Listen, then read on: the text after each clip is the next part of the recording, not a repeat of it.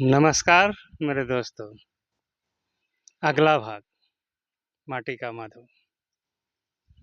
अब उस घर में जैसे घुसे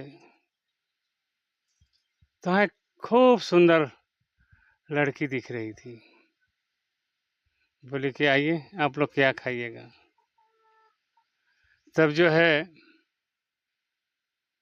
वो लोग को अंदर घुसाई तो एक थाल कांसा का थाल निकाल कर दोनों को पैर धो दे रही थी। तो गहराई से जब उसको चेहरा तरफ देखा तो उसका चेहरा छिपकली की तरह दिख रही थी।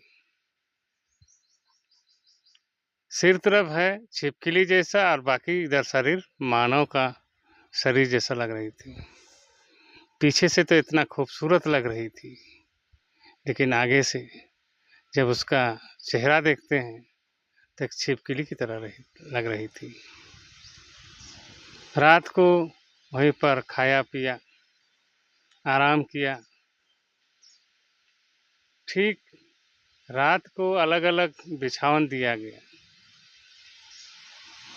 राजेश को तो एक बोरा बिछा दिया गया, नीचे चटाई में सुला दिया गया और शंकर को पलंग दिया गया। ठीक रात को 12 बजे आसपास एक बहुत बड़ा सांप आया।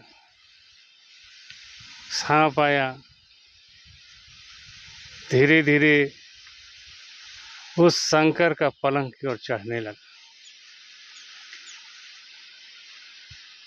अब वो निगलने ही वाला था शंकर को,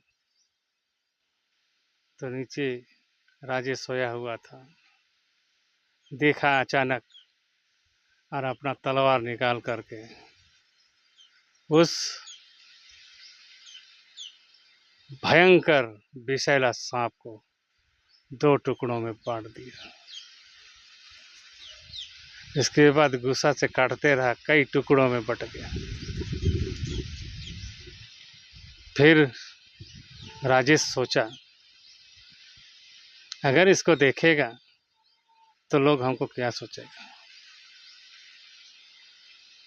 वो जितना भी सांप का टुकड़ा सबको अपना पगड़ी खोला, अब पगड़ी में उसको गठरी बांध दिया और आसपास का कितना खून का छींटा पड़ा हुआ था वो सबको साफ करके फिर सोने लगा आराम से।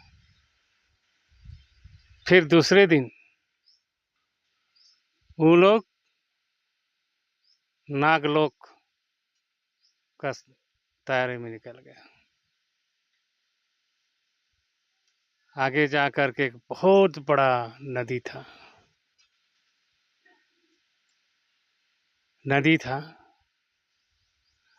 तो नागलोक का पता ही नहीं चल रहा था। तो पीछे से आवाज आया, वही विशालकाय छाया पीछे से आवाज दिया, राजेश एक बार पीछे मुड़ो। जैसे ही पीछे मुड़ता है डर से कांप जाता है, क्योंकि उसका विशालकाय शरीर और डरावना चेहरा लग रहा था। अपना अंगूठी खोल करके बोला, इस अंगूठी को पहने रहो, तुमका हर मुसीबत में साथ देगा। इसके बाद अंगूठी को पहन लिया और जैसे ही उस विशाल नदी में अंगूठी को पानी में छू दिया तो पानी, अंगूठी का स्पर्श लगते ही पानी पूरा सूख गया और बहुत विशाल महल नजर आने लगा और बड़ा सा गेट दिख रहा था। जैसे ही गेट में प्रवेश कर रहा है तो वहां पर ये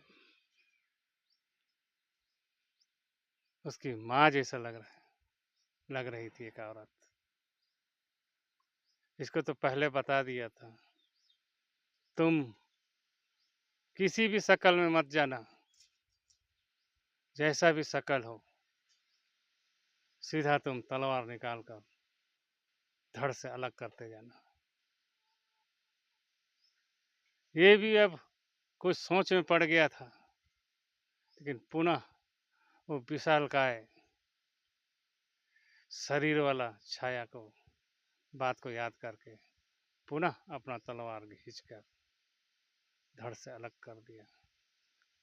जैसे ही धड़ से अलग किया, दरवाजा खुल गया और जाने लगा अंदर जाने लगा तो देखता है अंदर में चारों तरफ मशाल जल रहा है और बीच में गद्दी, राजगद्दी बना हुआ है।